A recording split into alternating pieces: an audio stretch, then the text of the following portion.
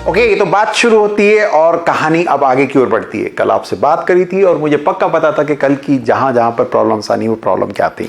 हमारे पास में एक प्रॉब्लम जो सबसे ज्यादा राइज होती है वो हमेशा इस वाले कॉन्सेप्ट की हुआ करती है जिसकी हम बात करते हैं ZXA। ये वाला कॉन्सेप्ट हमारा कहीं ना कहीं हमें थोड़ी बातों में गड़बड़ करता है। कैसे गड़बड़ करता है?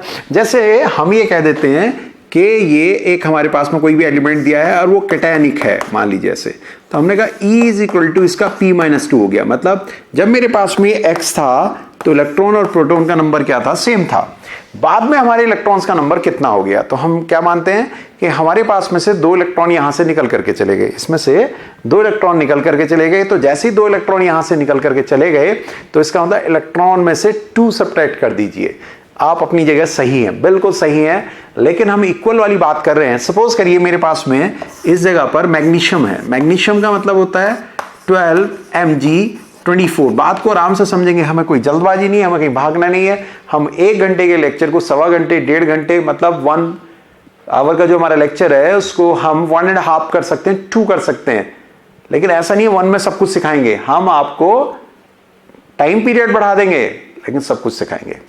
हम आपको 1 ही घंटे में सब कुछ सिखाएंगे। वो रिवीजन और क्विक रिवीजन वीडियो में जो होते हैं, this is my soft style, आप बोल सकते हैं जो भी, ठीक है साहब। तो मेरे पास में यहां पर प्रोटॉन्स का नंबर मेरे पास में कितना है? 12 है, और प्रोटॉन प्लस न्यूट्रॉन के नंबर की बात करेंगे तो 24 है। ठीक है सब सारी बात है। यहां पर मेरे पास में इलेक्ट्रॉन्स भी कितने हैं? 12 हैं। जरा समझिएगा मेरी बात को। मैथ्स क्या कहती है? मैथ्स ये कहती है कि हमारे पास में 2 इलेक्ट्रॉन्स जब चले गए, मतलब जब मेरे पास में Mg++ हो गया तो क्या रहा होगा? जब 2 इलेक्ट्रॉन चले गए तो यहां पर इलेक्ट्रॉन बचेंगे 10। ध्यान दीजिए, इलेक्ट्रॉन बचेंगे 10। मेरे पास में प्रोटॉन कितने? अभी भी 12 हैं। तो मुझे क्या करना होगा? इसको इसके बराबर करने के लिए, इसको इसके मतलब इलेक्ट्रॉन्स मेरे पास में अब कितने हैं? अगर मैं Mg++ की बात कर रहा हूं तो इलेक्ट्रॉन्स कितने हैं? 10 हैं। तो मुझे इसके बराबर करने के लिए इसमें से भी 2 को सब्ट्रैक्ट करना पड़ेगा। मतलब मैं 2 इधर करूंगा, 2 इधर करूंगा। इट मींस प्रोटॉन में से अगर मैं 2 को सब्ट्रैक्ट करता हूं, मतलब 2 को सब्ट्रैक्ट करता हूं तो 10 बन जाता है। किसके बराबर बन जाता है? वो इलेक्ट्रॉन के बराबर बन जाता है। तो ऐसे करके ये हुआ, ठीक है। तो कुछ बच्चे ये कह रहे थे कि हमारे पास में, अब धीरे धीरे करके नाम भी लेना शुरू कर दूंगा, अभी नहीं ले रहा हूं क्योंकि लोगों को लगा अरे मेरी बेइज्जती कर दी, ठीक है। एक बच्ची ने कल पूछा था, ठीक है, वो समझ गई होगी किसने मेरे से पूछा था। बहुत सारे बच्चों को दिक्कत है इसमें कि सर इलेक्ट्रॉन में से 2 घटना चाहिए था।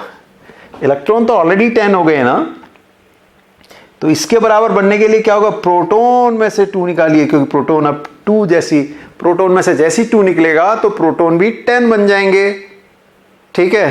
तो इलेक्ट्रॉन और प्रोटॉन क्या हो जाएंगे? इक्वल हो जाएंगे। इलेक्ट्रॉन और प्रोटॉन इक्वल हो जाएंगे, ठीक है। तो इसको इक्वल होने के लिए यहां से 2 को सब्ट्रैक्ट होना था। इट वॉज द रीजन, ये हमारे पास में रीजन था, ठीक। अब हम उससे नेक्स्ट की बात करते हैं कि ऐसी प्रॉब्लम्स में क्यों हमें दिक्कत आ रही है। कुछ भी नहीं, सबसे पहली बात आपको इस तरह की प्रॉब्लम्स में परसेंटेज से रिलेटेड जो भी बातें हैं उसको ध्यान रखना है। कैसे? फिर से एक क्वेश्चन ले लेते हैं। मेरे पास में एक एलिमेंट है और वो हमारे पास में ट्राइवेलेंट एनाइनिक हो गया। सपोज करिए एनाइनिक हो गया या कैटाइनिक हो गया। सपोज करिए कैटाइनिक हो गया, एनाइनिक कुछ भी हो सकता है, कैटाइनिक हो गया, ठीक है। बहुत आराम से बात करते हैं। ट्राइवेलेंट कैटाइनिक हो गया, ठीक है। और हमसे ये कहा गया कि जो आपके न्यूट्रॉन्स हैं, ठीक है, वो प्रोटॉन से या इलेक्ट्रॉन से, किसी को भी बोल सकता है आपसे, ठीक है, किसी से बोल सकता है। वो हमसे कह देगा इलेक्ट्रॉन से न्यूट्रॉन्स जो हैं वो 60% मोर हैं, ज्यादा हैं, ठीक है, 60% मोर हैं।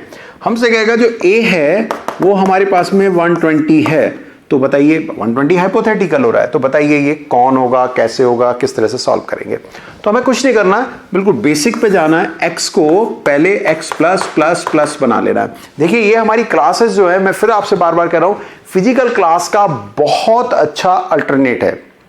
फिजिकल क्लास का बहुत अच्छा अल्टरनेट है। आप लोगों को चीजें समझ में नहीं आती, आप व्हाट्सअप करते हैं, क्लिक करते हैं, हमारे पास तक बातें भेज देते हैं, हम आपको रिवर्ट आंसर देते हैं, तो आपको समझ में आता है अरे समझ में आ गया। ऐसा तो फिजिकल क्लास में भी नहीं होता। तो उससे भी जबरदस्त करके चलना है हमें, उससे भी जबरदस्त लेकर के चलना है, और हम आपके साथ हमेशा हैं। मिलाओ हाथ, चलो ठीक है। तो हमारे पास में क्या है, फिजिकल क्लास का अल्टरनेट बना देंगे। फिजिकल वाले जो आपके साथ अच्छा नहीं कर सकते, उससे बहुत अच्छा हम आपके लिए सोच के चल रहे हैं। ये नहीं कि आप हमसे जो पूछते हैं केवल उतना, हम उससे आगे कभी सोचेंगे नेक्स्ट आपसे साथ क्या करेंगे, नेक्स्ट क्या करेंगे, और फिर आपको बुला लेंगे यहीं पे बैठेंगे जब 4 यार तो बातें होंगी यार, है ठीक है। चलिए साहब, x हमारे पास में +3 है, ट्राइवेलेंट है, कैटायनिक है, ये मेरे पास में 3 हमारे पास में हो गए, ये ट्राइवेलेंट हो गया, ये कैटायनिक हो गया। अब थोड़ी सी बात बढ़ा देते हैं, क्या होता है ऐसे केस में इलेक्ट्रॉन प्रोटॉन का क्या रिलेशन है। हम जानते हैं proton plus neutron atomic mass के बराबर होता है, मतलब A के बराबर होता है। इसका आंसर है 120, प्रोटॉन प्लस न्यूट्रॉन। अब यहीं से कैलकुलेशन निकल करके आ सकती है। यहां अगर हम मैथमेटिकली इस समय पर बात आपसे करते हैं, ठीक है, मैथमेटिकली अगर मैं इसके ऊपर बात करता हूं तो मेरे पास में जो प्रोटॉन है उसके ऊपर कोई फर्क नहीं पड़ने जा रहा। क्यों? क्योंकि कैटायन हो रहा है, कैटायन होने का मतलब प्रोटॉन ऐसे ही रहने हैं। इलेक्ट्रॉन्स हमारे पास में क्या होंगे, 3 कम हो जाएंगे। अब अगर मुझसे कल को कोई पूछता है इलेक्ट्रॉन और प्रोटॉन का क्या रिलेशन है, फिर उसी तरह का क्वेश्चन मैं आपसे कर रहा हूं, ठीक है। तो मेरे पास में इलेक्ट्रॉन्स का जो नंबर होगा अब प्रोटॉन से 3 कम हो जाएगा। मतलब प्रोटॉन मान लीजिए मेरे पास में इसमें सपोज करिए 10 है, ठीक है, तो इलेक्ट्रॉन मेरे पास में कितने होंगे, 7 होंगे। तो कैसे 7 बनेंगे, जब मैं इसमें से 3 को सेपरेट करूंगा, जब मैं इसमें से 3 को सेपरेट करूंगा, किसमें सेपरेट करूंगा, प्रोटॉन में से, ठीक है, तो वो इलेक्ट्रॉन के बराबर होगा। तो प्रोटॉन में से 3 का सब्ट्रैक्शन करना है। इलेक्ट्रॉन कितना है, जितने प्रोटॉन इस समय हैं, प्रोटॉन कितने 10 है, में से 3 को घटा दीजिए, में से 3 को हटा दीजिए, ये आंसर हो गया इलेक्ट्रॉन। नाउ तो हमसे क्या कहा गया, न्यूट्रॉन्स आपके इलेक्ट्रॉन से 30%, 60% कुछ भी हमसे कहा मोर है। तो हमारे पास में इस समय पे ये कितने हो गए, 160। अगर इलेक्ट्रॉन 100 है, फिर वही बात है, उसने कहा इलेक्ट्रॉन से 60% ज्यादा है न्यूट्रॉन्स। इलेक्ट्रॉन्स अगर मेरे पास में 100 हैं तो न्यूट्रॉन्स मेरे पास में कितने होंगे, 160 होंगे, 160 होंगे। उसने कहा 60% ज्यादा है, न्यूट्रॉन्स 100 हैं, न्यूट्रॉन्स 100 हैं, तो उसका 60 ये क्यों मैं ऐसे लेता हूं। मैं आप सोच रहे हैं सर इस वाली मेथड को क्यों ले रहे हो, हमने तो और मेथड्स पढ़ी है। नहीं, ये सबसे आसान है। 100 है, 60% कम, तो भैया कितना होगा, 100 - 60, 60% ज्यादा, 100 + 60 ज्यादा, तो इसकी कैलकुलेशन आसान हो जाती है। इलेक्ट्रॉन न्यूट्रॉन का कॉन्सेप्ट ये मेरे पास में दिया, इलेक्ट्रॉन कितने हैं, प्रोटॉन -3, प्रोटॉन -3, क्योंकि हमें यह पता है कि जो मैथमेटिकल इक्वेशन दी हुई है P + N = 120 वाली दी हुई है, और दूसरी इक्वेशन हमारे पास में बन सकती है NP, और यहां ये मैथ्स है, मैथ्स हमारे पास में क्या कहती है, 16/10। इनकी कैलकुलेशन करेंगे तो NP के टर्म्स में वहां रखा जा सकता है, NP के टर्म्स में यहां रखा जा सकता है, और यहां से P को हम कैलकुलेट कर सकते हैं। तो ये हमारे पास में कंसेप्ट होता है, थोड़ा सा इस बात को आप समझ के चलेंगे। एनायन की बात कर सकता है, कल को वो हमसे कह सकता है कि हमारे पास में कोई एनायन है 4 वैलेंट, हमसे कहता है 4 वैलेंट एनायन है, ठीक है। हमसे कहता है कि इसके अंदर जो इलेक्ट्रॉन्स हैं, जो इलेक्ट्रॉन्स पैदा हुए वो न्यूट्रॉन्स के इक्वल हैं, न्यूट्रॉन्स और इलेक्ट्रॉन्स इक्वल हो गए। तो बताइए आखिरकार हमारे पास में कैलकुलेशन किस तरह से चलेगी। तो ऐसे केस में हम क्या करेंगे, ठीक है, हमसे कह देगा ये इसके इक्वल हैं, और एटॉमिक नंबर मान लीजिए हमसे कह देता है, सपोज करिए एटॉमिक नंबर हमारे पास में कितना 80 है, ये हमसे बात कह जा सकती है। तो ऐसे केस में हमारे पास में क्या होगा कि जब ये दोनों इक्वल हैं, तो ऐसा कब हुआ होगा, प्रोटॉन मेरे पास में मान लीजिए 10 है, ठीक है, इलेक्ट्रॉन मेरे पास में 10 है, जब ये A था, जब ये A बना हुआ था। A माइनस माइनस माइनस हो जाने का मतलब क्या है, इलेक्ट्रॉन्स मेरे पास में कितने हो गए 14, तो इलेक्ट्रॉन्स क्या हो रहे हैं, प्रोटॉन से 4 ज्यादा हो रहे हैं। अगर हम दोनों के इक्वल करेंगे तो मेरे पास में इलेक्ट्रॉन्स की वैल्यू क्या होगी, प्रोटॉन + 4। इज दिस क्लियर, मतलब मुझे इसको, मेरे पास इलेक्ट्रॉन कितने हैं, मेरे पास इलेक्ट्रॉन है 14, मेरे पास इलेक्ट्रॉन है 14, ठीक है। अब ये 14 कब बनेंगे, ये 14 कब बनेंगे, ये 14 तब बनेंगे भाई जब इसके अंदर मैं 4 को क्या कर दूंगा, सम कर दूंगा, = 14 के बराबर हो जाएंगे। तो इलेक्ट्रॉन मेरे 14 जो हैं वो प्रोटॉन के बराबर कब होंगे, जब प्रोटॉन में 4 और हम जोड़ देंगे। तो इलेक्ट्रॉन और प्रोटॉन हमारे पास में ये रिलेशन लेकर के आएंगे। दिस इज वेरी इंपॉर्टेंट, ये अपने आप में बहुत इंपॉर्टेंट है, ठीक है। उसने ये कहा ये न्यूट्रॉन के बराबर है, मतलब ये n के बराबर है, ये n के, न्यूट्रॉन और इलेक्ट्रॉन्स इक्वल है। तो this is a very important question हमारे पास में, कि हमने क्या करा, इलेक्ट्रॉन माइनस माइनस का मतलब 4 ज्यादा होंगे, दैट इज 14 बन गए। अब ये 14 इसके बराबर कब होगा, जब इसके अंदर भी हम 4 जोड़ देंगे, 4 जोड़ देंगे, ये इसके बराबर हो जाएगा, ये मैं आपको समझा रहा था, जो आपको थोड़ा कंफ्यूजन हुआ। अब हमारे पास में क्या हो जाना भाई, neutron plus proton is equal to 80। Neutron की वैल्यू कितनी है, p plus 4 plus p is equal to 80। 2p plus 4 is equal to 80। 2p is equal to 76 और p इज इक्वल टू 38। तो p मेरे पास आ गया, 80 मेरे पास आ गया, तो 38a और 80, दिस इज द आंसर। क्योंकि यहां जो लिखा होता है नीचे वो z लिखा होता है, ठीक है, यहां ZXA होता है, ये बाई चांस A ही है, तो A तो मुझे दे रखा है 80 और Z मेरा होता है number of protons. This is simple. मेरे को लगता है आपको बात समझ में आ गई है। Proton 10, electron 10। प्रोटॉन में हमने क्या करा, 4 को जोड़ दिया। क्यों जोड़ दिया वो मैंने समझा दिया, क्यों माइनस आने से 10 की जगह कितने इलेक्ट्रॉन्स हो गए हमारे, 4 ज्यादा हो रहे हैं। मतलब इलेक्ट्रॉन्स कितने हो, जो भी इलेक्ट्रॉन्स आपके पास है, मान लो 10 थे, उसमें 4 और बढ़ा दीजिए, तब वो इसके इलेक्ट्रॉन कहलाएंगे। तो प्रोटॉन हमारे पास में भी 10 रह गए, तो भैया प्रोटॉन में भी 4 जोड़ दो, p प्लस 4, तब वो इलेक्ट्रॉन के बराबर होंगे। ठीक है, हम ये नहीं कह रहे प्रोटॉन 14 हो गए, इलेक्ट्रॉन का नंबर इतना हो गया कि इसमें 4 जोड़ दें उतना हो गया है, मतलब 4 जोड़ देंगे तो उसके बराबर हो गया। थोड़ा समझना आपको ये पड़ेगा और ये आपकी समझ में बात आ जाती है, ऐसी बात नहीं कि आपको समझ में नहीं आती है। अब हम इससे नेक्स्ट बात करते हैं। अब हम आपका एक नया आर्टिकल उठाते हैं। आज के आर्टिकल्स, आज के हमारे पास में कॉन्सेप्ट्स क्या क्या रहेंगे उनका डिस्कशन हम करते हैं। कल जो आपको मेल पे असाइनमेंट आया था उसको हम लाइवली आपसे बात करेंगे। जो टेस्ट पेपर था उसको तो हमने वीडियो सॉल्यूशन के द्वारा आपको दे दिया, और जो हमारे पास में असाइनमेंट आपको हमने दिया था वो असाइनमेंट डिस्कस होगा सैटरडे लाइव आकर के। मिलेंगे आपसे, बैठेंगे सैटरडे नाइट, ठीक है साहब, आपकी हमारी गलना होगी, करेंगे गलना, ठीक है। चलिए साहब,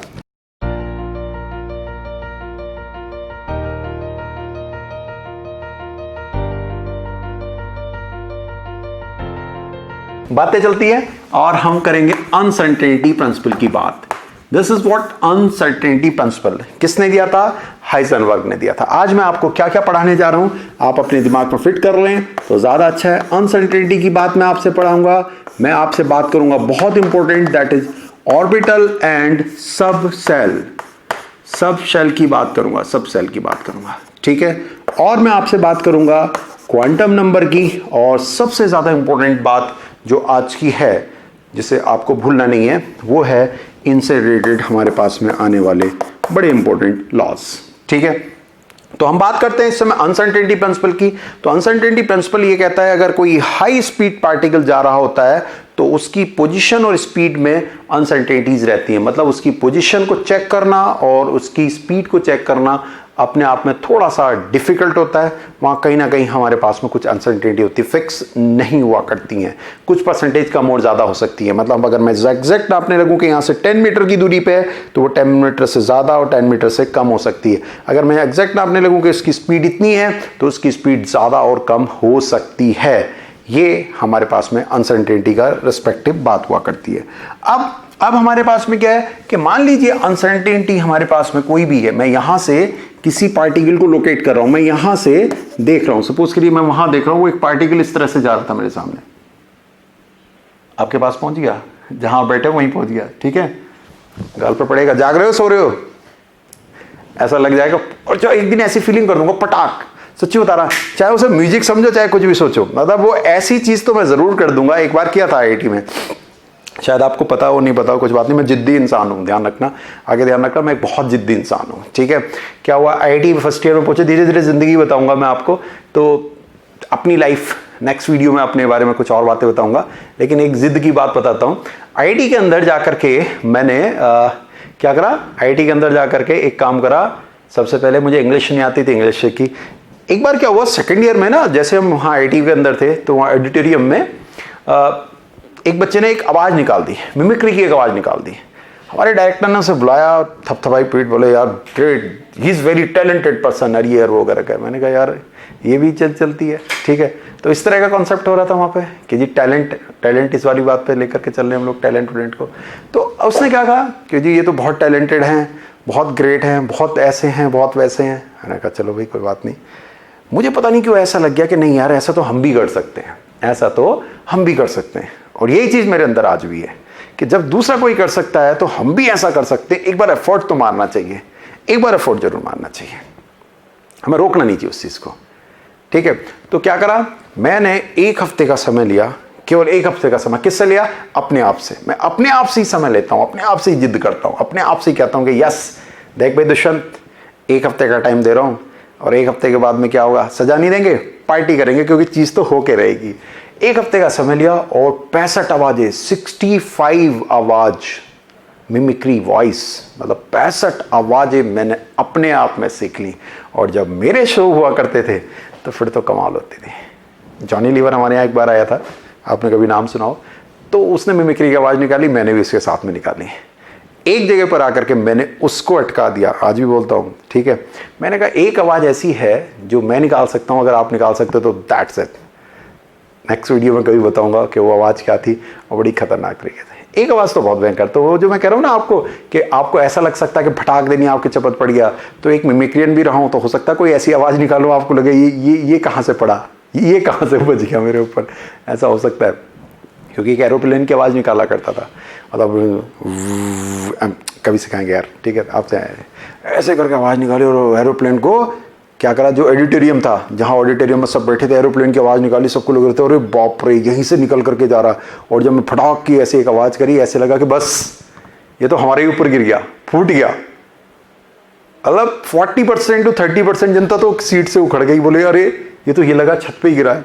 तो चीजें हम भी बहुत करते हैं, चीजें आप भी बहुत करते हैं, लेकिन एक चीज होती है, एक ही चीज होती है कि कभी भी किसी चीज को ये मत सोचो कि आप नहीं कर सकते। जब दुनिया में अगर वो चीज कभी हुई है तो किसी ने तो करी है, और वो किसी में आप भी हो सकते हो।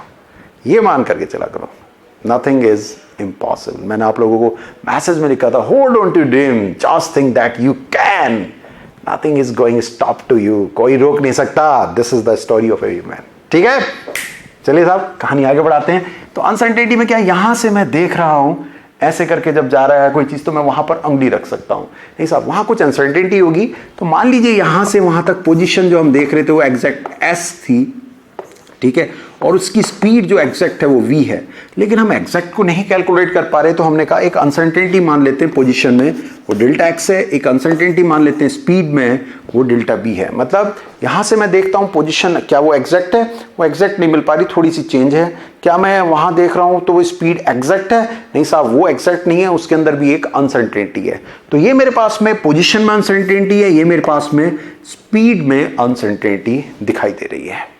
तो उसने कहा कि इन अनसर्टेनिटी का मल्टीप्लिकेशन क्या मूवमेंट में और पोजीशन में हमेशा h/4 पाई से ज्यादा होगा। मतलब मूवमेंट का अनसर्टेनिटी इनटू हमारी किस चीज की, पोजीशन की अनसर्टेनिटी का मल्टीप्लिकेशन हमेशा इस मैथमेटिकल से ज्यादा होगा। तो ये डेल्टा p हमारे पास में जो है वो कितना होगा, ये होगा m डेल्टा v। अब आप कहोगे ये कैसे हुआ, हम जानते हैं P is equal to mv होता है, दिस इज मोमेंटम। तो इसके अंदर चेंज कैसे होगा, या तो मास में चेंज हो, स्पीड ऐसा ही रहे, या फिर स्पीड में चेंज हो और मास ऐसा ही रहे। जनरली हम ये मान के चलते हैं कि जो पार्टिकल हमारे पास में दिया हुआ है उसका मास कांस्टेंट है। अगर मास कांस्टेंट है तो मास का चेंज कितना होगा, 0। स्पीड चेंज हो रही है, इट मींस हमारे पास में जो अनसर्टेनिटी है वो यहां से रिफ्लेक्ट होकर आती है, कहां से, स्पीड से रिफ्लेक्ट होकर के आती है। तो ये जो वैल्यू मेरे पास में दी हुई है, तो ये वैल्यू क्या कहेगी, m delta v delta x greater than h/4 पाई। ये यहां से निकल करके आएगा मैथ्स के हिसाब से, ठीक है। अब हमारे पास में क्या होगा, delta v delta x is greater then h/4 pi m। ये हमारा मैथमेटिकल है। तो जब भी इस तरह के कोई आंसर्स आएंगे, मान लीजिए इसकी हम वैल्यू निकालते हैं और इसकी जो एग्जैक्ट वैल्यू है, डेल्टा x की जो एग्जैक्ट वैल्यू है यहां से कैलकुलेट करने के बाद, तो जब हम मैथमेटिकल कैलकुलेशंस करते हैं तो हम डील कैसे करते हैं, delta v delta x greater than की जगह पर हम ऐसे करके ले लेते हैं। मान लीजिए ये वैल्यू दी हुई है, ये वैल्यू दी, ये वैल्यू दी, ये सारी वैल्यूज दी हुई हैं, ये सारी वैल्यूज दी हुई हैं। तो और मेरे पास में डेल्टा x की वैल्यू जो निकल गई यहाँ 2 निकल करके आ गई, 2 सेंटीमीटर, ठीक है। That's it, true, this is correct. लेकिन ये वाली वैल्यू अगर मेरे पास में 2.1 आती है तो भी सही है, ये वाली वैल्यू 2.4 आती है तो भी सही है, लेकिन ये वाली वैल्यू 1.9 आती है तो सही नहीं है। ऐसा क्यों है साहब? ऐसा इसलिए है क्योंकि हमने यहां लिख दिया है कि it should be equal to और ग्रेटर देन, मतलब ये वाली वैल्यू या तो इसके बराबर हो या इससे ज्यादा हो। तो इसके बराबर है तो कितना आया? 2 आया। इससे ज्यादा है तो 2.1 2.1 सब सही है, लेकिन 1.9 सही नहीं है। तो इट मींस ये वाली मैथमेटिकल वैल्यू जो है वो तभी सही है जब ये वैल्यू या तो इसके बराबर है या इससे ज्यादा है। दैट्स इट, ये हमारे पास में बात आती है। अब हमारे पास में क्या चीज है? मैं हमेशा आपसे एक ही चीज का जिक्र करता हूं, एक ही चीज का डिस्कशन करा करता हूं, और वो है टाइप्स ऑफ प्रॉब्लम। आखिरकार क्वेश्चंस किस किस तरह के हुआ करते हैं, मतलब हमारे पास में जो टाइप्स ऑफ प्रॉब्लम है वो कितनी हुआ करती हैं, हम सबसे ज्यादा उसी का डिस्कशन करा करते हैं आपसे। ठीक है, तो अब मैं आता हूं एक एक करके आपसे टाइप्स ऑफ प्रॉब्लम पे।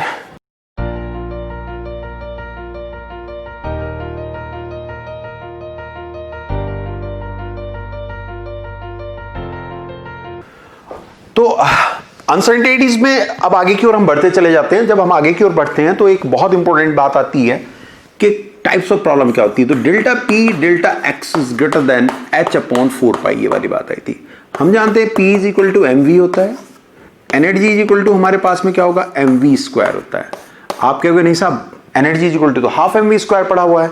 नहीं, हाफ एम वी स्क्वायर जो हुआ करता है वो काइनेटिक एनर्जी होती है, लेकिन in general energy M V square से रिप्रेजेंट हो जाती है।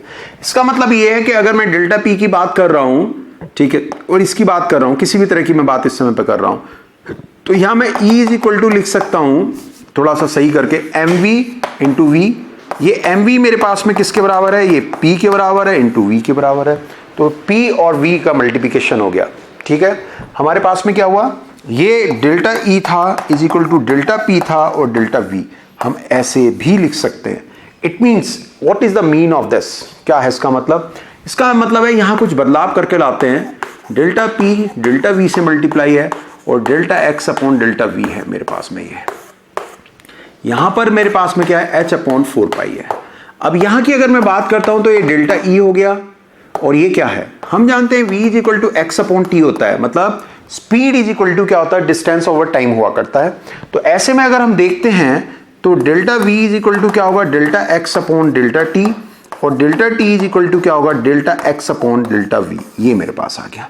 तो क्या हुआ कि जो मेरे पास में V is equal to X upon T होता था, अब उसमें थोड़ा सा चेंज हमने लाए हैं। वो चेंज हमारे पास में क्या? Delta V is equal to delta X upon delta T, और डेल्टा टी यहां ले गए तो delta X upon delta V के रूप में आ गया। तो इस चीज को हम यहां ले आएंगे, यहां डेल्टा टी होगा ग्रेटर देन होगा H अपॉन 4 पाई। इसका क्या मतलब हुआ? अनसर्टेनिटी इन मोमेंटम या uncertainty in speed, uncertainty in position convert हो गई uncertainty in energy, uncertainty in time. मतलब ये क्या है कि किसी पर्टिकुलर टाइम पे, फिक्स टाइम पे एनर्जी हमारे पास में एग्जैक्ट कितनी होगी उसको कैलकुलेट करने में कहीं ना कहीं कोई प्रॉब्लम हो सकती है, अनसर्टेनिटी हो सकती है। This is the expectations. ये हमारे पास में इस कंसेप्ट से एक्सपेक्टेशंस हैं। तो क्वेश्चंस हमारे पास में क्या क्या बन सकते हैं? एनर्जी से रिलेटेड, टाइम से रिलेटेड, स्पीड से रिलेटेड, मास से रिलेटेड। ठीक है, मास यहां पर हमारे पास में बाई चांस फिक्स होगा। अब हमसे क्या क्या बातें कह सकता है? देखिए साहब, क्या क्या प्रॉब्लम्स हमें दे सकता है वो हम आपसे अब डिस्कस कर रहे हैं। कैसे? पहली प्रॉब्लम हमारे पास में क्या है?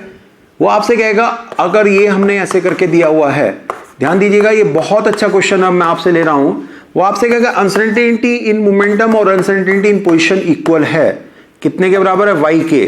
तो आप अनसर्टेनिटी इन मोमेंटम या अनसर्टेनिटी इन पोजीशन निकालिए। वो कह रहा है कि 2% अनसर्टेनिटी उसके अंदर है, 2% उसके, मतलब अनसर्टेनिटी मतलब फिक्स नहीं है, 2% ऊपर नीचे हो जा रहा है। ठीक है, 2% ऊपर या नीचे हो जा रहा है। तो मेरे पास में क्या होगा? y into y is greater than h upon 4 pi. It means y square is greater than h upon 4 pi. It means y is equal to h upon 4 pi का under root. This is the answer. This is the answer. ठीक है, अब ये y क्या है? ये भी है और ये भी है। पोजीशन की अनसर्टेनिटी मैथ्स के हिसाब से हो गई हमारे पास में। अब वो हमसे कहता है कि y इज इक्वल टू क्या है? तो y इज इक्वल टू क्या है? m डेल्टा v है। जैसे आप यहां रखेंगे तो m delta v is greater than या उसके equal under root h upon 4 pi है। तो यहां क्या होगा? Delta v is equal to under root h upon 4 pi, और यहां क्या होगा? 1 अपॉन m। दिस इज, ये हो गया।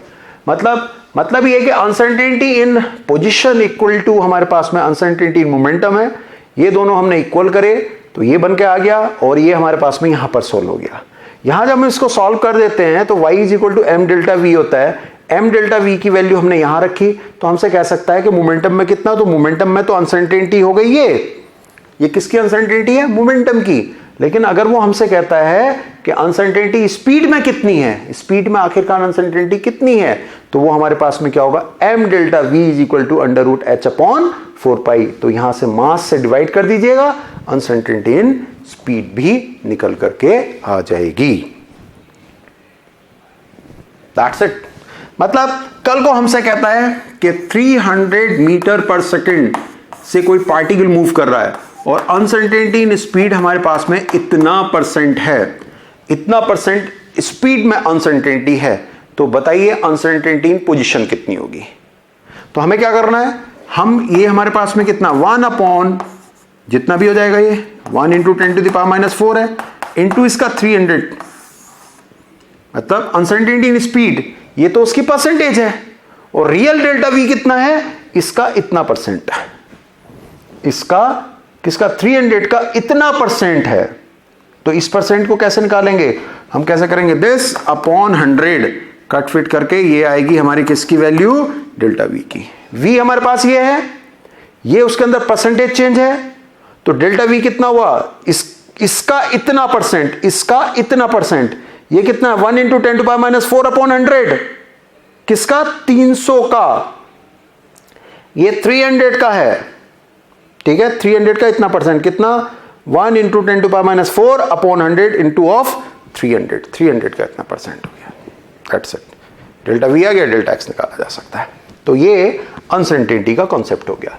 अब इससे नेक्स्ट पे आ जाते हैं, इससे नेक्स्ट हमारे पास में क्या है साहब, इससे नेक्स्ट है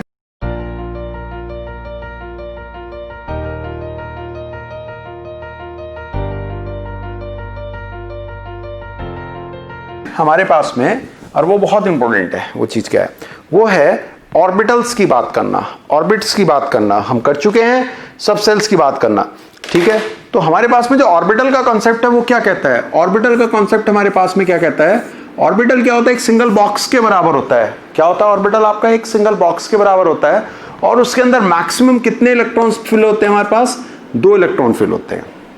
फिर से ध्यान देंगे, ऑर्बिटल हमारे पास में क्या होता है, एक सिंगल बॉक्स के बराबर होता है और उसके अंदर हमारे पास में कितने होते हैं, मैक्सिमम 2 इलेक्ट्रॉन फिल हुआ करते हैं, ठीक है।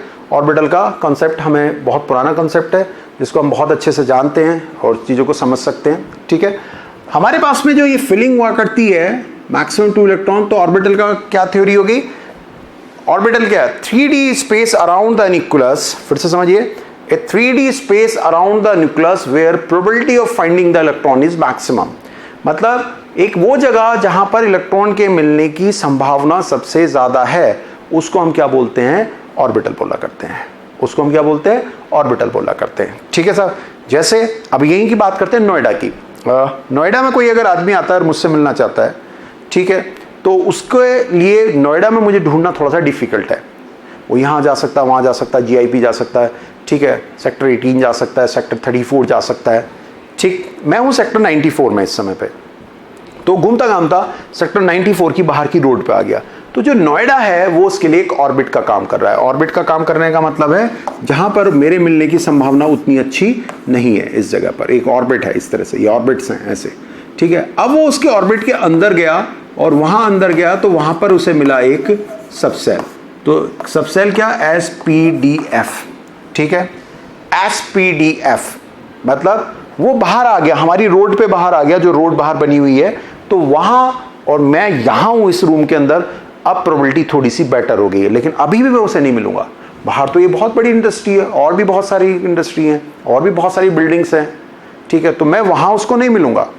अब उसे क्या करना पड़ेगा, अब उसे मेरे और पास आना पड़ेगा, मतलब मेरे मिलने के चांसेस। तो अगर वो इस रूम में एंटर हो जाता है और मुझसे यहां मिलता है, देन इट इज बेस्ट, मेरे मिलने की सबसे बड़ी संभावना जो है वो इस रूम के अंदर है, ठीक है, प्रोबेबिलिटी यहां पर ज्यादा है। तो इसका मतलब ये होता है कि जैसे जैसे हम बात करेंगे तो ऑर्बिट वो जगह हुई जहां इलेक्ट्रॉन बहुत मुश्किल, सब सेल और क्लोज आ गए इलेक्ट्रॉन के, और ऑर्बिटल तो वो जगह है जहां पर वो मिलेगा ही मिलेगा। तो ऑर्बिटल में क्या होता है, मैक्सिमम 2 इलेक्ट्रॉन होते हैं विद अपोजिट स्पिन। इस तरह से हम उनको दिखाया करते हैं, ठीक है, हम इस तरह से उन्हें दिखाते हैं कि अपोजिट स्पिन में हमारे साथ में वर्क कर रहे हैं। ठीक, हमारे पास में अगर एक ऐसा है और एक ऐसा है तो ये गलत है, ये दोनों की स्पिन क्या है, सेम है, ये एक ही जैसी स्पिन है, ये दोनों की एक जैसी स्पिन है। ठीक है, हाँ, अगर मुझसे कोई कल को कहता है ये कैसे लिखा है, कैसे लिखा, ये सही है, ये अपोजिट स्पिन कहलाती हैं, एक दूसरे के साथ अपोजिट करे हुए हैं इस समय पे, ये ध्यान रखे रहेंगे, ये अपोजिट स्पिन होती हैं। ठीक, चलिए अब हम इससे नेक्स्ट कॉन्सेप्ट पे बात करते हैं इसी जगह पर कि आखिरकार इसके अंदर क्वेश्चंस किस किस तरह के आते हैं।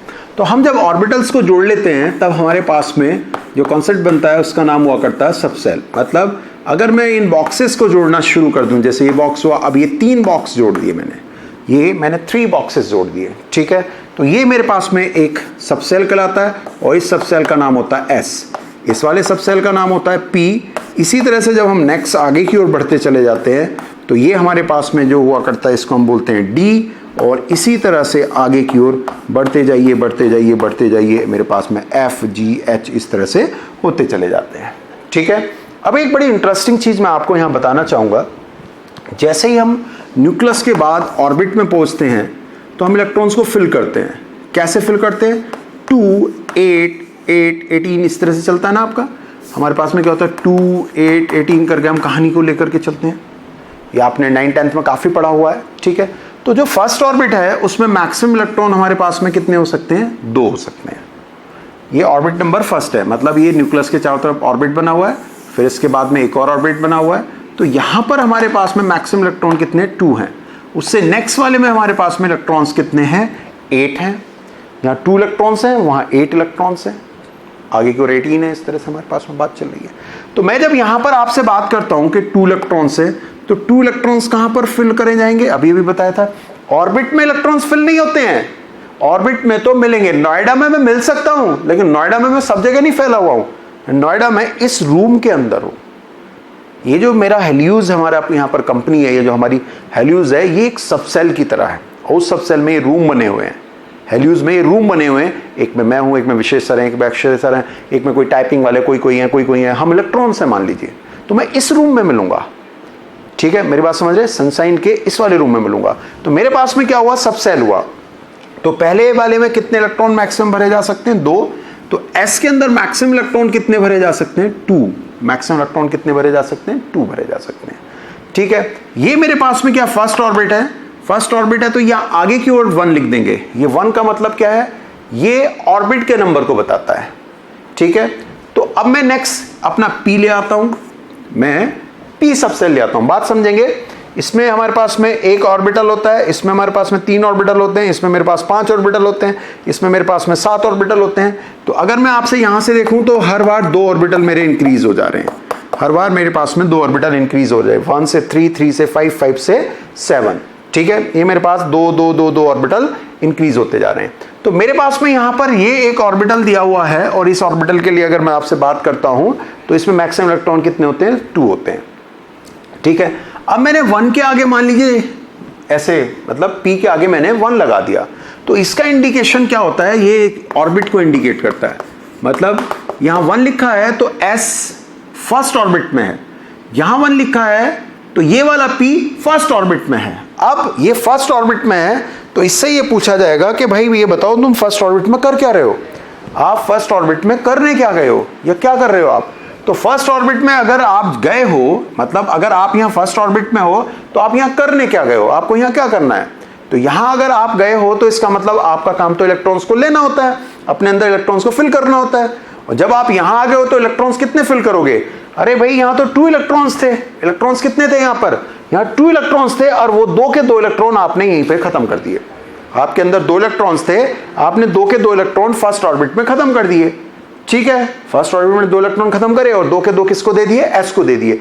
तो इसका मतलब अब ये क्या हुआ, यहां पर पी की जरूरत ही नहीं है, क्योंकि 2 इलेक्ट्रॉन थे वो एस ने ले लिए, तो पी का यूज मत करिए। नहीं, तो इसका मतलब क्या, 1p नहीं होता है। इस बात ने क्या इंडिकेट करा, इस बात ने ये इंडिकेट कर दिया कि 1p नाम का कॉन्सेप्ट नहीं होता है। ठीक है साहब, नहीं होता है, तो अब हमें क्या करना है, अब उससे नेक्स्ट पे आते हैं। अब हम जा रहे हैं इस वाले में। जब हम यहां पहुंचते हैं तो कितने इलेक्ट्रॉन्स हैं? 8 इलेक्ट्रॉन्स हैं। ये ऑर्बिट कौन सा है? ये सेकंड है। तो सेकंड में सबसे पहले हम पूछेंगे एस से। सेकंड में सबसे पहले हम क्या उठा के लाएंगे? एस को लाएंगे सेकंड ऑर्बिट में। उससे पूछेंगे कितने इलेक्ट्रॉन भरे, तो उसने कहा मेरे अंदर 2 इलेक्ट्रॉन भर दीजिए। भर दिया साहब। फिर हम उठा के लाएंगे पी को। पी से पूछेंगे आपके कितने हैं, तो पी भी कहेगा मेरे अंदर 6 मैक्सिमम रखे जा सकते हैं। कौन से ऑर्बिट में यूज कर रहे हो? सेकंड में। तो हमारे पास में कितने हो गए इलेक्ट्रॉन्स? 8 हो गए। तो क्या अब मुझे डी की जरूरत पड़ेगी? नहीं पड़ेगी, क्योंकि यहां पर 8 यूज होने थे। तो अगर मुझसे कोई कहेगा सेकंड डी, मतलब डी को लेके आऊं क्या? और डी को अगर मैं लेके आऊंगा तो उसके आगे मुझे क्या लिखना पड़ेगा? 2d। 2d का मतलब सेकंड ऑर्बिट। सेकंड ऑर्बिट, फिर से समझिए, सेकंड ऑर्बिट। तो सेकंड ऑर्बिट में मैं अगर यहां पर भर रहा हूं तो मैं कहूंगा क्या ये होगा? आप कहोगे इसकी जरूरत नहीं पड़ेगी, केवल यही 2 रहेंगे। केवल यही 2 हमारे पास में काम आएंगे, उसके अलावा हमें किसी चीज की कोई जरूरत नहीं पड़ेगी। मतलब अगर फर्स्ट की बात करेंगे तो उसमें केवल 1s होता है, ठीक है। इसका मतलब ये कि P की शुरुआत जो होगी वो सेकंड से होगी। D की शुरुआत हमारे पास में किससे होगी? थर्ड से होगी। F की शुरुआत मेरे पास में फोर्थ से होगी। G की शुरुआत मेरे पास में 5 से होगी। H की शुरुआत मेरे पास में 6 से होगी। मतलब अगर कोई G और H और I इस तरह से हुआ करते हैं, ठीक है। तो यहां पर अगर मैं आपसे बात करूंगा तो बिल्कुल सिंपल बात मेरी समझ में आ जाया करती है कि S के अंदर हमारे पास में कितने इलेक्ट्रॉन्स हैं? 2 हैं। P के अंदर मेरे पास में मैक्सिमम इलेक्ट्रॉन कितने? 6 हैं। D के अंदर मेरे पास में मैक्सिमम इलेक्ट्रॉन कितने हैं? 10 है। ये सारी बातें आप जानते हो, लेकिन यहां पर जो सबसे बड़ा ब्लंडर मिस्टेक आप कर देते हो उसके ऊपर मैं छोटा सा भी आपको एक नजरिया बदलने की कोशिश करता हूं। क्या हमारे पास में क्वेश्चन आएगा, जैसे जैसे हमने बात करी है, क्या कहेगा? S2 होता है, P6 होता है, तो हमसे कहेगा फाइंड आउट, ध्यान देखिएगा, find out number of electrons, और उसमें भी यहां वर्ड कर देगा मैक्सिमम। क्या कहेगा? Maximum number of electrons in D orbital.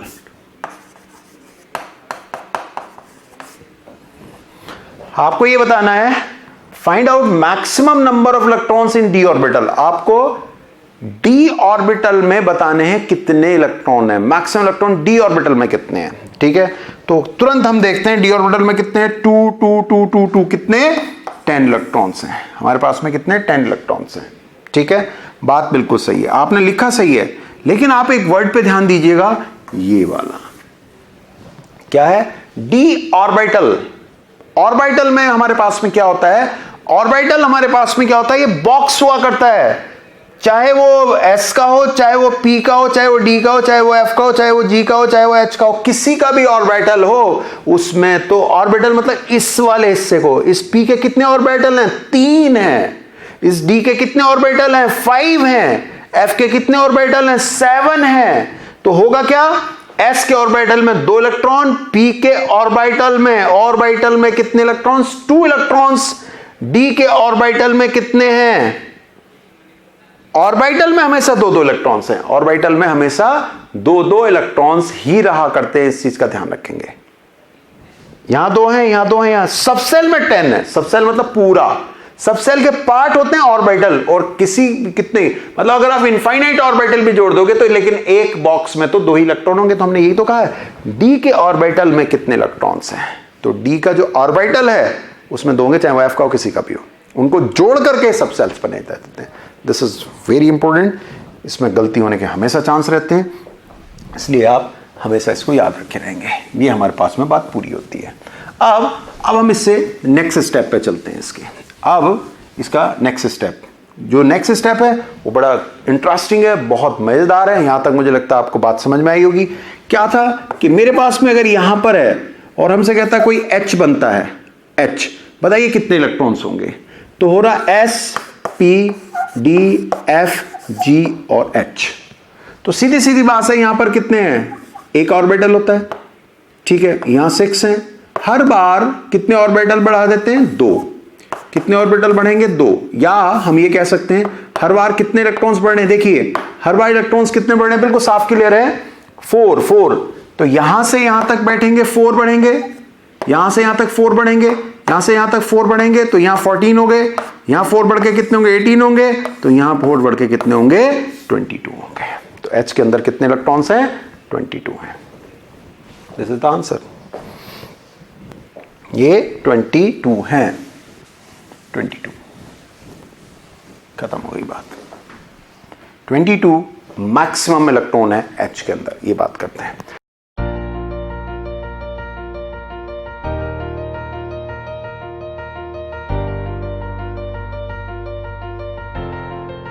अब बात आती है जो आपके सिलेबस में है उनके शेप के रिस्पेक्टिव, हम बात करेंगे उनकी शेप। जैसे S है, P है, D है और F है। F की शेप तो डिफाइन नहीं है इस समय पे, S की शेप डिफाइन है, P की डिफाइन है, इसकी है, लेकिन ये अपने आप में बहुत ही ज्यादा इंपॉर्टेंट है। तो S की शेप कैसी होती है?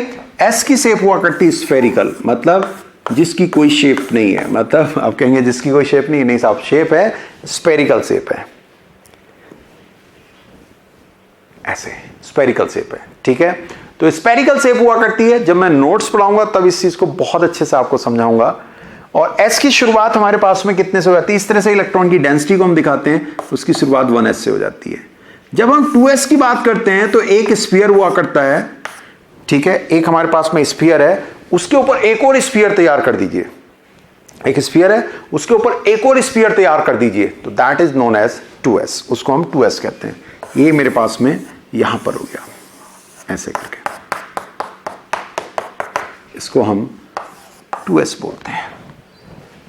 इसके ऊपर एक और बन गया, यहां इलेक्ट्रॉन डेंसिटी है, यहां इलेक्ट्रॉन डेंसिटी है, यहां पे इलेक्ट्रॉन डेंसिटी नहीं है, यहां इलेक्ट्रॉन डेंसिटी है खाली, फिर इलेक्ट्रॉन डेंसिटी, तो इलेक्ट्रॉन डेंसिटी और इलेक्ट्रॉन डेंसिटी के बीच में खाली है। जो खाली हिस्सा है उसको हम अपनी लैंग्वेज में क्या कहते हैं? नोड कहते हैं, ठीक है। ये मेरे पास में 2s हो गया। तो शुरुआत 1s से हुई, फिर 2s हो गया, 3s हो गया, यहां से यहां तक। थोड़ी देर में जब नोट्स की बात करेंगे तो आपको समझा रहे होंगे। इसी तरह से जब हम P की बात करेंगे तो P में हमारे पास में कैसी शेप होती है? डंबल शेप होती है। कैसी शेप है हमारे पास में? डंबल शेप है। तो P है हमारे पास, और P की हमने डंबल शेप ऐसे करके बना दी, ये डंबल बना दिया। ये 3 डंबल हमारे पास में होते हैं। X एक्सिस पे होता है एक, इसको हम कहते हैं PX। Y एक्सिस पे हुआ करता है एक, इसको हम अपनी लैंग्वेज में कहते हैं PY। और Z एक्सिस पे होता है एक, इसको हम क्या कहते हैं? PZ। PX, PY, PZ, PX, PY, PZ, that's it. ये हमारे पास में हुआ करते हैं, ठीक है, X एक्सिस पे, Y एक्सिस पे और Z एक्सिस पे। अब जो सबसे इंटरेस्टिंग बात इस जगह पर आती है, क्या आती है कि मुझे अगर कोई ये कहने लगा एक लूप ऐसा है, तो S की तरह क्या कोई लूप और बनता है? यस, इसमें भी एक लूप के ऊपर, मतलब एक डंबल के ऊपर एक और डंबल बनाया जा सकता है ऐसे करके, ये ऐसे, ठीक। क्योंकि जो P होता है, P का जो पूरा बॉक्स होता है उसको ब्रेक करते हैं, और ये होता है PX, PY और PZ। इस तरह से जहां जहां बातें आपको समझ में आती हैं ठीक है, जहां नहीं समझ में आती हैं क्लिक करें, हमारी तरफ भेज दें, हम जरूर उस चीज़ को देखेंगे, ठीक है। ये आपका जो है, ये मेरे पे फ़ोन रहता है, और इस फ़ोन में जैसे अभी मैं आपको कल के लिए वीडियो है, क्योंकि हम देखना चाह रहे थे कि आपको क्या क्या प्रॉब्लम आती है किस तरह की। तो इस फ़ोन में मैं इस समय पे आपकी प्रॉब्लम्स को देख सकता हूँ, मैं आपकी प्रॉब्लम्स को इस समय पे देख सकता हूँ कि हम किस किस चीज़ को आपके साथ में शेयर कर रहे हैं, किस किस चीज़ को हम फेस कर रहे हैं। जैसे आप में से जो जो इस समय पे देख रहे होंगे, उनमें से अगर मैं किसी बच्चे की बात कर सकता हूँ तो वो भी मुझे यहाँ पर साफ दिखाई देता है। जैसे उज्जवल साहू ने अपनी प्रॉब्लम भेज रखी, अब जसलीन ने भेज रखा कि आई एम, ठीक है। अब इस तरह से ये सारी बातों को तो हम लोग डिस्कशन करते रहते हैं, बताते रहते हैं, ठीक है। या हमारे पास में क्या है, ये मोहम्मद आमिर ने अपनी बात भेज दी, ठीक है। फिर उसके बाद में मतलब ये मेरे पास में बिल्कुल अपडेट रहता है, ये हमारे पास अपडेट रहता है। तो जो जो आप अपनी प्रॉब्लम भेजते हैं वो हमारे डिस्कशन में हमेशा रहती हैं, ये ध्यान रखिएगा। ऐसा नहीं कि किसी को कोई और देखता, वो हम ही देखते हैं, हम ही आपसे बात करा करते हैं, ठीक है। तो हमारे पास में क्या हुआ, ये PX, PY, PZ हो गया, ये PX से PY, PZ ऐसे करके डंबल होते हैं, मतलब बॉडी शॉडी करने वाले डंबल टाइप के, जैसे ऐसे करके, ठीक है। ये डंबल बन गया। तो हम इधर उधर की ज़्यादा बात करके हमें टाइम वेस्ट नहीं करना, हम चीज़ों को फोकस करके चल रहे हैं, बहुत इंपॉर्टेंट है हमारे पास में। तो यहाँ पर हमसे पूछता है कि बताइए ये कौन सा वाला है। ये डंबल तो है लेकिन दो डंबल बन गए। एक डंबल के ऊपर, एक डंबल था हमारा ऐसे, एक डंबल था, उसके ऊपर एक और डंबल आपने बना दिया। एक डंबल था ऐसे, ये एक डंबल था, इसके ऊपर एक और डंबल आपने तैयार कर दिया। तो आखिरकार ये कौन सा वाला है। तो आपको हमें ये ध्यान रखना है कि जो पी की स्टार्टिंग है वो 1 से नहीं होती है। ऐसा नहीं कि 1 2 3 करके ही हमेशा होगा, बताया था आपको। एस की स्टार्टिंग होती है 1s से, पी की स्टार्टिंग होती है 2 नंबर से। पी की स्टार्टिंग होती है 2 नंबर से। तो पी की स्टार्टिंग 2 से होगी, ये क्या होगा 3 होगा। तो हमसे पूछेगा कौन सा है, तो आप कहोगे दिस इज 3p। ये 3p है क्योंकि पी की शुरुआत जो होगी वो आपकी 2 से होगी। तो ये क्या पहुंच जाएगा आपका 3। ये 2 है, ये 3 है, दैट्स इट। ये 3 पे पहुंच जाएगा हमारे पास। ठीक, चलिए ये 3 हो गया हमारे पास में। अब हम इससे नेक्स्ट की तरफ अपना कदम बढ़ाते हैं। पी हमने समझा दिया। पहला डंबल 2p से होगा, 1p होता ही नहीं है। तो फर्स्ट मतलब जो जनरेशन ऑफ p होगा वो 2 से होगा, 2p से जनरेशन होगा। 3p तो होता ही नहीं है हमारे पास में, 3p तो होता ही नहीं है। ओ सॉरी 1p तो होता ही नहीं, सॉरी 1p नहीं होता, 3p हो जाएगा, 2 डंबल इस तरह से। ठीक है, अब बात आती है डी की। डी शेप हमारे पास में बहुत इंटरेस्टिंग और बहुत इंपॉर्टेंट होती है। डी में डबल डंबल होते हैं, 2 डंबल होंगे। 2 डंबल होने का मतलब क्या है कि जैसे डी एक्स वाई हम लिखते हैं ना, क्यों लिखते हैं मैं बताऊंगा। वाई जेड लिखेंगे, डी जेड जेड मानिए, इसको हम डी जेड जेड कहेंगे या डी जेड स्क्वायर। और डी हमारे पास में क्या होगा, जेड एक्स होगा, और d x square minus Y square होगा। ये थोड़ा सा बात को समझ के चलेंगे। कैसे हमारे पास में कि ये डी एक्स वाई हो गया, वाई जेड हो गया। अब जेड 2 बार हो गया, जेड जेड, तो जेड जेड मतलब जेड स्क्वायर। एक जेड से दूसरा जेड खत्म हुआ, जेड एक्स। अब एक्स खत्म हुआ, x square minus Y square, x square minus Y square. ये हमारे पास में बात आ जाती है। तो बहुत ज्यादा इंपॉर्टेंट बात हमारे पास में क्या होती है कि एक्स वाई खत्म हुआ, वाई जेड लिया, जेड जेड हो गया, और यहां हमारे पास में जो z खत्म हुआ वो जेड एक्स हुआ और x square minus Y square हो गया। ठीक है, z ने z को खत्म करा। तो ये x और y क्या होते हैं, बेसिकली प्लेन्स हुआ करते हैं। क्या बोलते हैं ना, प्लेन। ठीक है, x और y और वो जो चीज थी वो सारी क्या थी, एक्सिस थी। इनको हम क्या बोलते हैं, प्लेन्स बोलते हैं। तो ये हमारे पास में प्लेन है। तो यहाँ डबल डंबल होते हैं। क्या होते हैं, 2 डंबल बनते हैं। एक हमारे पास में ये y है और मान लीजिए हमारे पास में ये x है, तो 2 डंबल बनेंगे प्लेन्स के अंदर। ये चीज प्लेन्स होती है, ये प्लेन है, इनको हम प्लेन बोलते हैं। ये एक्सेस है और ये प्लेन्स हैं, ये प्लेन्स हैं। तो इलेक्ट्रॉन की डेंसिटी कहां पे मिलती है, प्लेन्स में मिलती है हमारे पास में। ठीक है, इस चीज को ध्यान रखेंगे। ये वाई जेड है, तो ये हमारे पास में वाई और जेड के रिस्पेक्टिव वर्क करेगा। ये वाई है, ये जेड है, एक और है जेड एक्स, ये एक्स है, ये जेड है, ये जेड एक्स हो गया। अब बात आती है इन 2 की, बस ये 2 बचते हैं, इसके ऊपर थोड़ा सा ध्यान दे लेते हैं। ये प्लेन्स है हमारे पास में। क्या है हमारे पास, X square minus Y square. ये मेरे पास में इधर y है, ये मेरे पास में इधर x है। तो x square minus Y square क्या होगा, बेसिकली ये मेरे पास हो गया।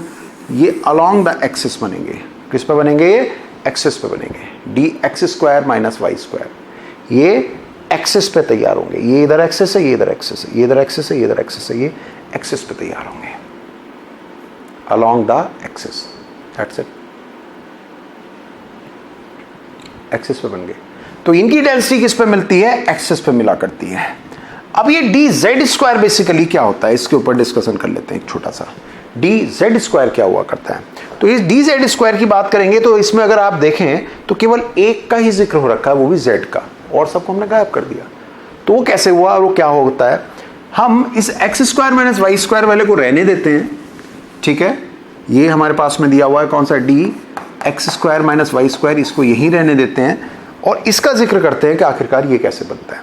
जब मैं इसकी बात करूंगा तो इसके रिस्पेक्टिव मेरे लिए बड़ा इंपॉर्टेंट ये हो गया कि सपोज करिए मेरे पास में d z square minus Y square था, ऐसे ही था।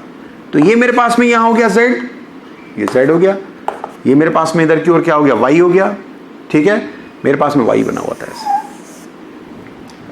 D z square minus Y square.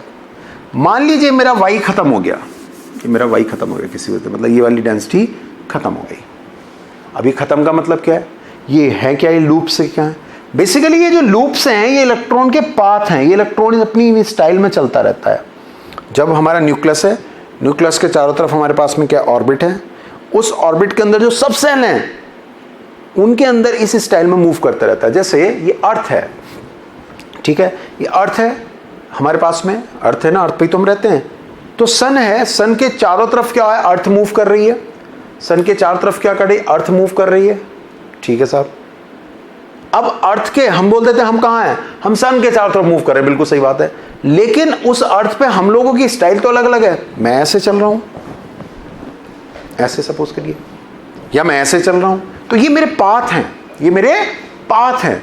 तो ये इलेक्ट्रॉन्स जो हैं ये इस पाथ में चलते हैं, इस पाथ में चलते हैं, तो इलेक्ट्रॉन्स के पाथ हुआ करते हैं, ये इलेक्ट्रॉन्स के पाथ हुआ करते हैं। तो जो ये इलेक्ट्रॉन्स के इस समय पे हमें पाथ दिखाए हुए हैं, ये वाले पाथ हमारे पास में क्या होते हैं, इसकी इलेक्ट्रॉन की ये क्या है, स्पेशली रास्ते हैं। इलेक्ट्रॉन यहाँ से यहाँ इस तरह से मूव कर रहा है, इलेक्ट्रॉन यहाँ से, या उसकी इलेक्ट्रॉन की इन एरिया में डेंसिटी, इलेक्ट्रॉन यहाँ नहीं मिलेगा, इलेक्ट्रॉन यहाँ मिलेगा, इलेक्ट्रॉन यहाँ मिलेगा, इलेक्ट्रॉन यहाँ मिलेगा, यहाँ नहीं मिलेगा।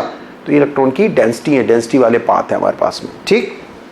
तो अब जो यहाँ पर हमारे पास में बात निकल करके आती है वो क्या निकल करके आती है कि अगर dz² हो गया तो इसका मतलब क्या, इलेक्ट्रॉन यहाँ पर मूव कर रहा है, ठीक है। तो ये वाला पाथ हमारा क्या हो गया, खत्म हो गया। ये वाला रास्ता हमारा क्या होगा, समाप्त हो गया। ये जी हमने खत्म कर दिया। जब ये रास्ता खत्म हो गया तो इसका मतलब ये नहीं कि गायब ही हो गया, ये नहीं रहेगा यहाँ पर। ये क्या हुआ, ये इस तरह से हुआ जैसे आजकल क्या है, रेनी सीजन है, मतलब बारिश के दिन है। तो अब मान लीजिए इतनी बड़ी दूरी में पानी भर गया, सपोज करिए यहाँ पर बहुत ज़्यादा दूरी तक पानी भर गया, उसके अंदर कुछ फिश डाल दी, मछलियाँ डाल दी आपने। तो फिश आपने उसके अंदर डाल दी, तो जैसे सन से मतलब सूरज की रोशनी पड़ेगी तो पानी क्या होगा, एवेपोरेट होगा।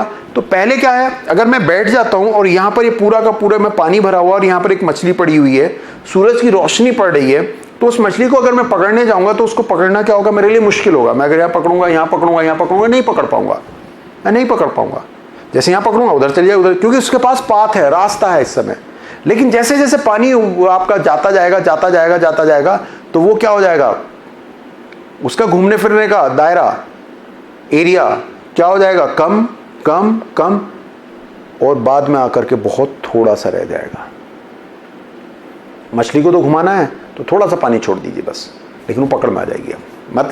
मतलब ये है कि इलेक्ट्रॉन की जो डेंसिटी है वो यहां पर आकर के, इलेक्ट्रॉन का जो पाथ है वो यहां पर आकर के खत्म हो जाएगा, बिल्कुल बेबी सूटर जैसा। जैसे बच्चे होते हैं मिल्क बॉटल में लगा देते हैं तो उस तरह का बन जाता है, इस तरह से, ये इस तरह से। तो ये आपका इस जगह पर बन जाएगा और यहाँ पर इलेक्ट्रॉन की डेंसिटी बहुत ज़्यादा हो जाती है और इसको हम बोलते हैं अपनी लैंग्वेज में डोनट। क्या बोलते हैं साहब इसे, डोनट बोलते हैं। ये जो एरिया है इसका नाम क्या हुआ करता है, डोनट हुआ करता है हमारे पास में। तो दिस इज़ वेरी इंपॉर्टेंट, ये अपने आप में बहुत इंपॉर्टेंट है इस समय में। क्या कि हमारे पास में यहाँ पर आकर के ये इस जगह पर यहाँ अटक गया, ये यहाँ से था अटक गया, तो यहाँ पर इलेक्ट्रॉन की डेंसिटी ज़्यादा होती है। आगे की ओर पढ़ाएंगे ये एक्चुअल में क्या होता है कि ये जो हमने ऐसे दिखाए ना, ये ऐसे नहीं होते, ये कैसे होते हैं, ये हो गया और ये ऐसे हो गया, ऐसे। तो यहाँ से अगर मैं एक ब्लेड को पार करूँ तो वो ब्लेड पार हो सकता है, मतलब अगर एक मैं पतला सा ब्लेड हूँ उसको ले सकता हूँ तो उसके ऊपर इलेक्ट्रॉन टच नहीं करेंगे। मतलब एक दो इस तरह से ये मेरे पास में अगर बने हुए हैं, ये अगर इस तरह से ये ऐसे नहीं चिपके होते, ये थोड़ा सा गैप होता है, तो अगर मैं इसमें से बीच में से कोई ब्लेड पार करता हूँ तो पार हो जाएगा, मीन्स उसके ऊपर इलेक्ट्रॉन टच नहीं करेंगे। तो अगर वो ऐसे पार हो जाता है तो उसको बोलते हैं नोडल प्लेन। आगे पढ़ाएंगे, नोडल प्लेन मतलब एक ऐसी जगह, ऐसा प्लेन जिस पे इलेक्ट्रॉन टच ना करें। लेकिन अगर मैं इसके अंदर से पार करूंगा तो हमेशा जब भी मैं जाऊंगा, जरा समझ के देखिएगा, मैं ऐसे हूं ठीक है, और यहाँ पर हाई इलेक्ट्रॉन डेंसिटी कर दी तो मैं कहीं से भी जाऊंगा वो टच जरूर करेगा। इसलिए डी के अंदर सारे डी, मतलब कौन कौन से डी, ये भी नोडल प्लेन रखता है, ये भी नोडल प्लेन रखता है, ये भी नोडल प्लेन रखता है, ये भी नोडल प्लेन रखता है, ये वाला भी। लेकिन ये आपका नोडल प्लेन नहीं रख पाता। आने वाले समय में आपके लिए बहुत इंपॉर्टेंट क्वेश्चन है कि which D is not having nodal plane, तो dz² नोडल प्लेन नहीं रखता है। एक और क्वेश्चन बड़ा इंपॉर्टेंट यहां होता है, क्या कि इसी सारे कॉन्सेप्ट की जब हम बात कर रहे होते हैं तो आगे की ओर ये डी एस पी जितने भी हैं आपने पढ़े होंगे या पढ़ेंगे, ये सब हमारे यूज करा जाते हैं कहाँ, हाइब्रिडाइजेशन में। ये हाइब्रिडाइजेशन में यूज करे जाते हैं। तो हमारे पास में क्या होगा, जैसे sp3d हो गया तो हमसे कहेगा s हम जानते हैं, ठीक है, p हम जानते हैं, p कौन कौन से होंगे, px हो जाएगा, py हो जाएगा और pz होएगा। हमसे कहेगा ये d कौन सा वाला है, ये d है कौन से वाला, तो ये d हमारे पास में जो होगा वो dz² हो जाएगा।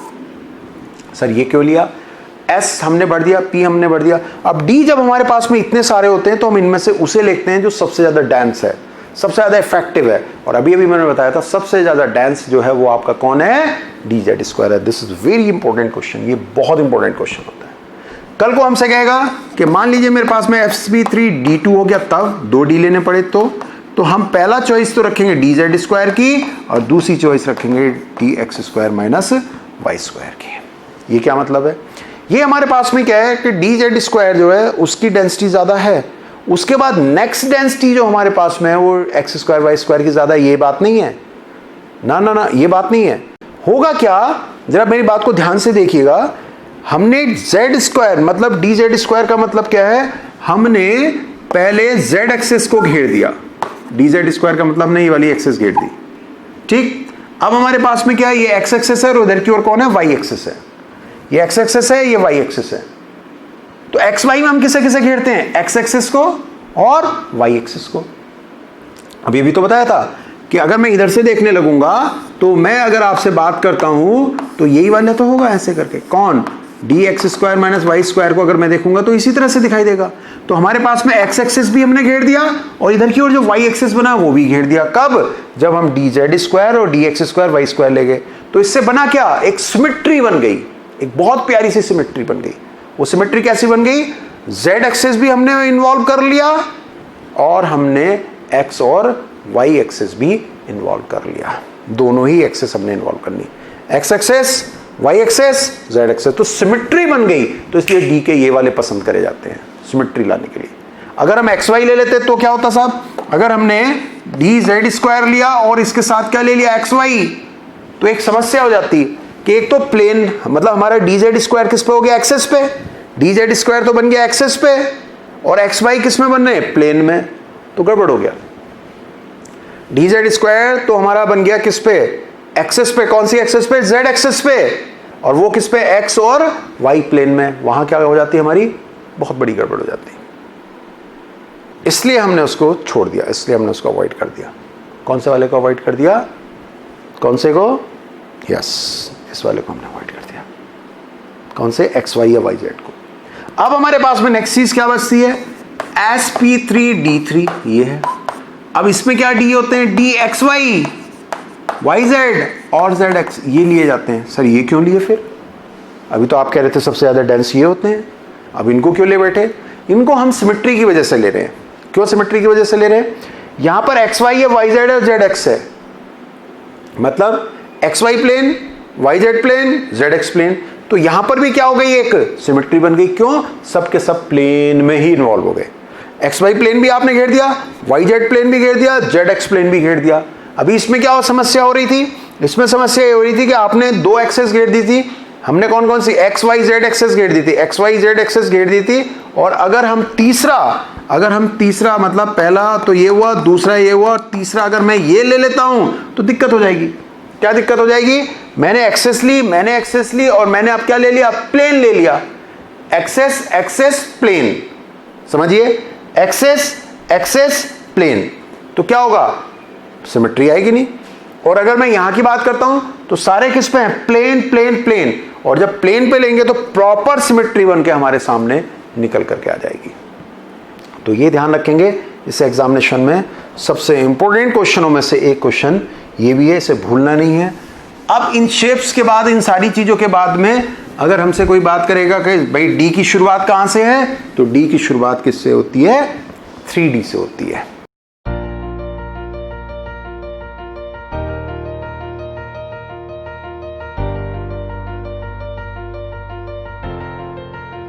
अब नेक्स्ट चीज जो यहां इंपॉर्टेंट आती है वो आपके पास में आएगी, यहां पर जो आपको नहीं भूलना है वो आएगा हंट्स रूल। क्या आएगा साहब हमारे पास में, हंट्स रूल। हंट्स ने क्या कहा, उसने ये कहा कि अगर आपने ऑर्बिटल ले लिया है या आपने कोई सबसेल चूज कर लिया है तो electrons are filled in unpaired manner, मतलब electrons are filled in unpaired manner, मतलब जो इलेक्ट्रॉन्स हैं वो 1 1 1 1 करके भरे जाते हैं और यूनिडायरेक्शनली, एक ही डायरेक्शन में। फिर से, electrons are filled unpaired manner in unidirectionally, एक ही डायरेक्शन भरे जाते हैं। मतलब ये सही है, कल को हमसे कहता है कि क्या ये सही है, आप कहोगे गलत है। कल को हमसे कहेगा कि क्या ये सही है, गलत है। कल को हमसे कहेगा कि क्या ये सही है, गलत है। कल को हमसे कहेगा कि क्या ये सही है, आप कहोगे सही है। क्यों? इसमें सारे के सारे एक ही डायरेक्शन में है, एक ही डायरेक्शन में है। ये ध्यान रखे रहेंगे। Electrons are filled in what? Unidirectional unpaired manner, एक एक एक करके, एक एक एक करके ये हमारे पास में हुआ करते हैं। इस चीज को आप भूलेंगे नहीं, हमेशा ध्यान में रखे रहेंगे।